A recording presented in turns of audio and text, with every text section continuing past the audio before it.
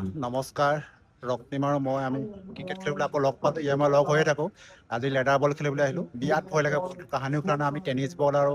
hard Costco বল খেলা সেইকাৰণে এইটো বল চুবলৈ মন নাযায় এতিয়া অপেনিং কৰি আহিলে 56টা বলত 12 ৰান কৰিলে আৰু যেতিয়ালৈকে আছিলে 5টামান উইকেট আউট হ'ল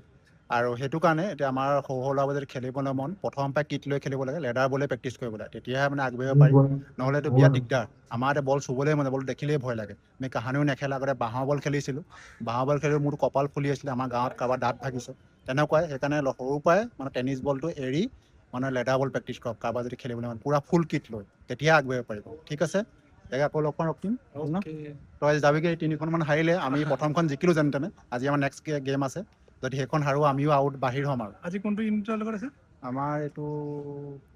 RF কোনোবা RF বেটলেণ্ডৰ লগত আছে 103 হয় নেকি ভাল খেলে বুলি কৈছে ঠিক আছে তেতিয়া দেই যাবি আমি এতিয়া নেক্সট আমাৰ গেম খুব ৰ'দ ভয়ানক ৰ'দ খেলখন অকণ দেখুৱাইছোঁ এয়া ৰক্তিমতৰ খেল পেড পিন্ধি আছে ঠিক আছে হ'ব অ'কে ধন্যবাদ